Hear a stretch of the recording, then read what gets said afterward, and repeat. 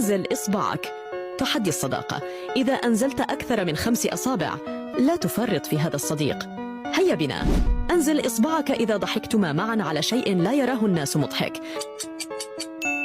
أنزل إصبعك إذا كان يحترم أفكارك والمعتقدات الخاصة بك حتى ولو كانت مختلفة عنه.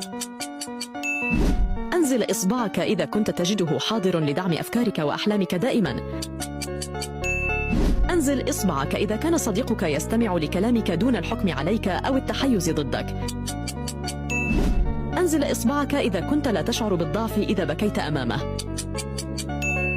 أنزل إصبعك إذا كنتم تتفاهمان وتفهمان بعضكما بنظرات الأعين فقط.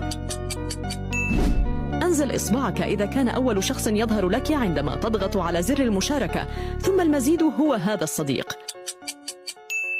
أنزل إصبعك إذا دامت صداقتكما أكثر من 3 سنوات. أنزل إصبعك إذا كنت تستطيع التكلم معه في مواضيع عميقة وصعبة الفهم. وأخيرا أنزل إصبعك إذا كان يقدم لك العون في الأوقات الصعبة. أخبرنا في التعليقات كم إصبع أنزلت، وشارك الفيديو مع صديقك المقرب، فهذا سيساعده